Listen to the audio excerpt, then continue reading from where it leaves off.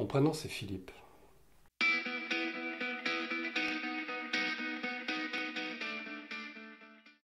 Et j'ai plusieurs noms.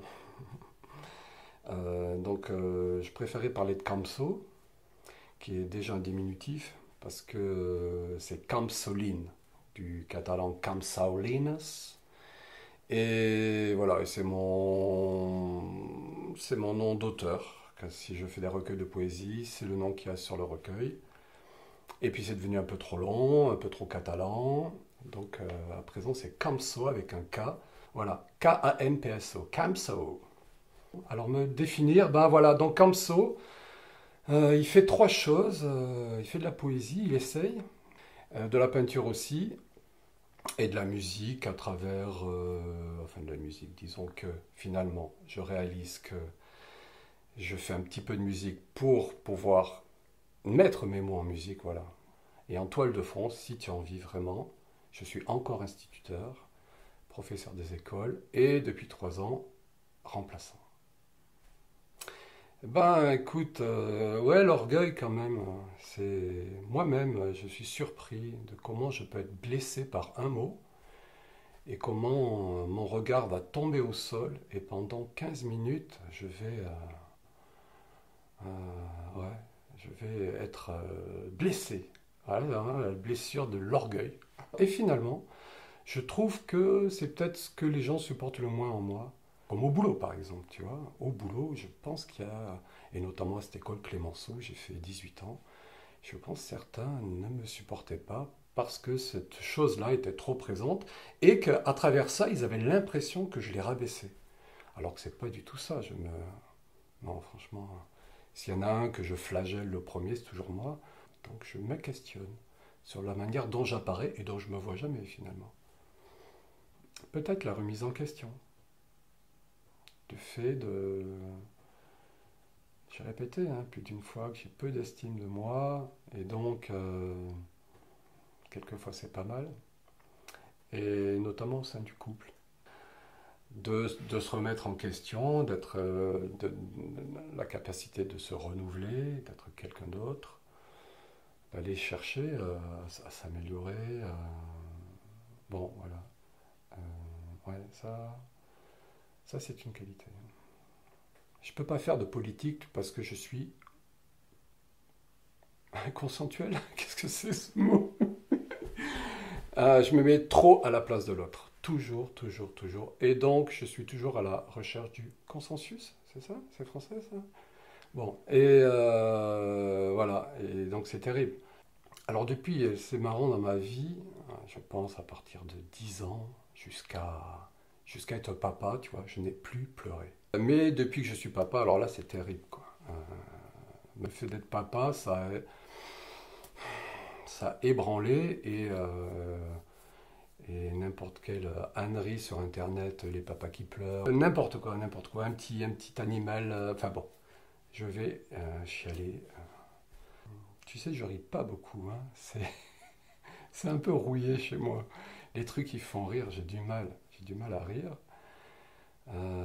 D'ailleurs, ça doit influencer les gens qui me voient vivre. Enfin, je veux dire, les collègues dont je parlais tout à l'heure. Le type, il est pas drôle, quoi, hein. Non.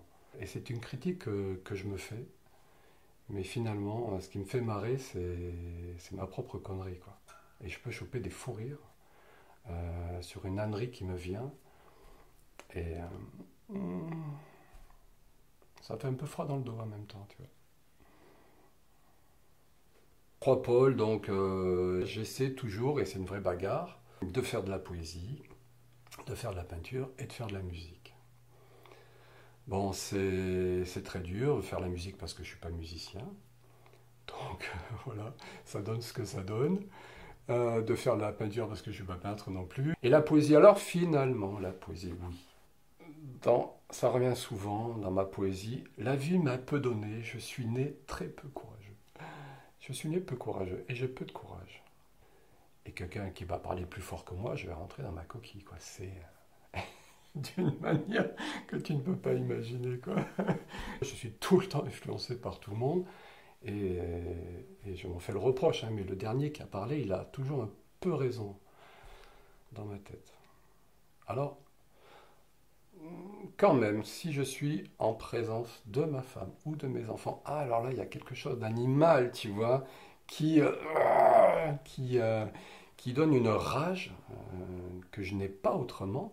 Mais c'est étonnant, comme si je prends un coup ou une grossièreté, mais c'est pas la violence qui me vient, c'est pas un discours que je connais. Et bon, voilà, je crois qu'il y a ce mot tendresse. Et finalement, peut-être. On n'est pas obligé d'aborder. Peut-être qu'il n'y a pas des sujets de discussion qui m'attirent tant que ça. Peut-être que je suis plus ouvert que je vais le laisser entendre là. Mais ça sous-entend donc l'intimité. Je crois que si tu me fais entrer dans un 3 carreaux, 1 mètre carré, un petit mètre carré de ton intimité, alors on va pouvoir s'entendre. Je me reproche d'être un taiseux, tu vois. Les gens qui ne me connaissent pas sont certainement mal à l'aise de me trouver aussi silencieux. Mais je vais rassurer tout le monde, hein, je pense pas grand-chose. Hein. Pas grand-chose. Pas grand-chose. Non. Non, non, j'écoute. Plus souvent, je suis pas là.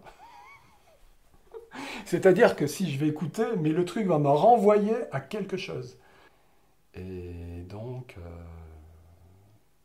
j'ai des absences de plus en plus grandes, dont les personnes avec qui je vis se plaignent, parce que je disparais, quoi. Je suis à table, je suis lors d'un repas, d'une promenade, n'importe quoi, et hop, je disparais ailleurs. Et alors maintenant, je commence à avoir des mimiques. Et bientôt, enfin, je parle déjà seul, mais je parle déjà seul quand je suis tout seul. Donc, bon, à la rigueur. Mais bientôt, je me mettrai aussi à parler tout seul au milieu des gens. Ma femme me le dit souvent. On me dit, comme tu te tais, on pense que tu juges. On pense donc que tu es plus intelligent et que tu es en train de juger là. Surtout si, au détour d'une phrase, je fais la moue. Alors là, ben, immanquablement, quand même, l'énergie, ça me porte. Parce que c'est le contraire de moi.